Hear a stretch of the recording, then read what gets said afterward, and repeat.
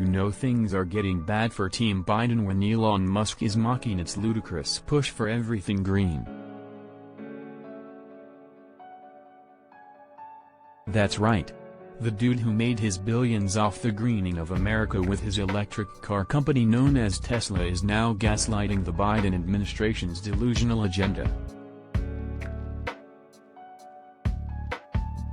Musk is known to speak his mind, so I'm not totally shocked he's now throwing shade on Team Biden's latest green gimmick, that we should immediately dump our nasty gas guzzlers for the allegedly affordable electric vehicles offered by Tesla and, increasingly, the mainstream automobile industry.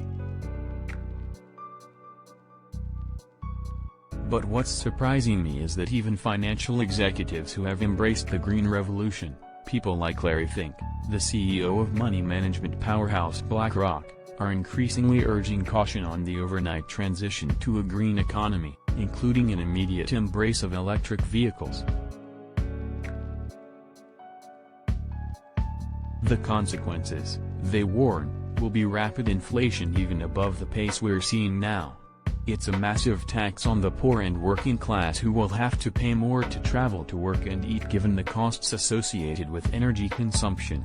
As oil is climbing to $150 a barrel and gas prices head toward $8 a gallon in some places because of the Russian invasion of Ukraine, it's the last thing we as country need right now. It's scary that those words of caution haven't pierced the thick skulls of the policymakers in D.C. Proof was last week's bizarre press conference featuring Vice President Kamala Harris and Transportation Secretary Pete Buttigieg, who claimed that, soon, every car will be clean and electric and it will save the world from Vladimir Putin. Neither Harris nor Buttigieg mentioned Putin by name, but he was clearly top of mind. Oil and gas prices are spiking because of U.S. sanctions designed to cut off sales of Russian oil that finances its war machine, they suggested.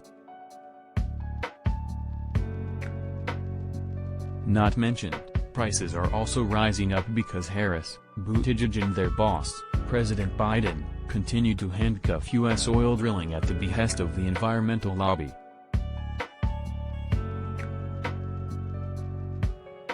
Like hawking used cars. That last reason is why they needed a PR head fake about the benefits of turning green even if it fell flatter than a pancake. During the event, Harris sought to be inspiring, but came off as someone hawking used cars. She said the American people should sit back and imagine a future where every car, bus and truck is powered by electricity. It can happen sooner than you think, our VP assured us, where the freight trucks that deliver bread and milk to our grocery store shelves and the buses that take children to school and parents to work, produce zero emissions. Well, you all imagined it. She got one thing right, it's all imaginary was my first thought. If EVs were so user-friendly, wouldn't we all be buying them already? So I reached out to savvy Wall Street types for a gut check. Here's what they told me: of course electric cars hold out great promise, but they're not going mainstream tomorrow or even next year or maybe not the next 5 years. Why? They're expensive for the average person, average cost of around $56,000. Electricity doesn't grow on trees, it's created by burning those dreaded fossil fuels or by inefficient wind turbines. You will need nuclear power to ramp up capacity to meet the imaginary levels of our VP.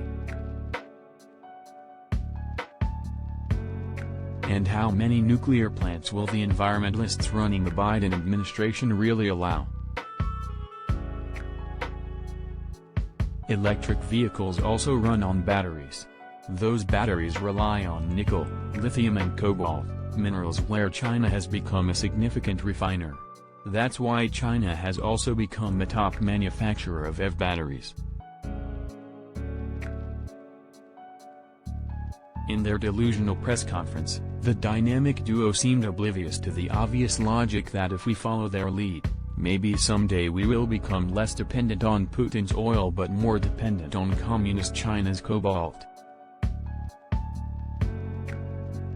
They're also oblivious to the fact that their green revolution must be an evolution. Don't believe me or my Wall Street sources, but listen to Musk, the electric vehicle king.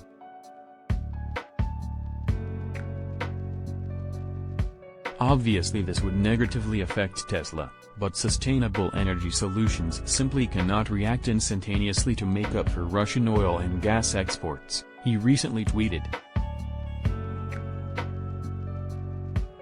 As for the investment fad known as ESG, environmental social governance, that's pushing companies to overnight adopt everything green including EVs, Musk says they have been twisted to insanity and should be deleted if not fixed. Good advice. Too bad Team Biden won't listen. Neil DeSantis man. Last week's supposedly hyper-secretive media mogul bash by super banker Aryeh Borkov of LionTree Advisors got off to a rough start, I am told. Last Sunday night, the honchos were greeted with a speech from the Scottish historian and public intellectual Neil Ferguson. If you know Ferguson, he's the political opposite from most of the lefty media types who attend this confab, which made for some tense moments when he endorsed a conservative rising star, Florida Governor Ron DeSantis, for president in 2024. "We need a strong president," Ferguson said. "I have confirmed. God forbid it's Hillary Clinton. Not Donald Trump. Can't be Kamala Harris.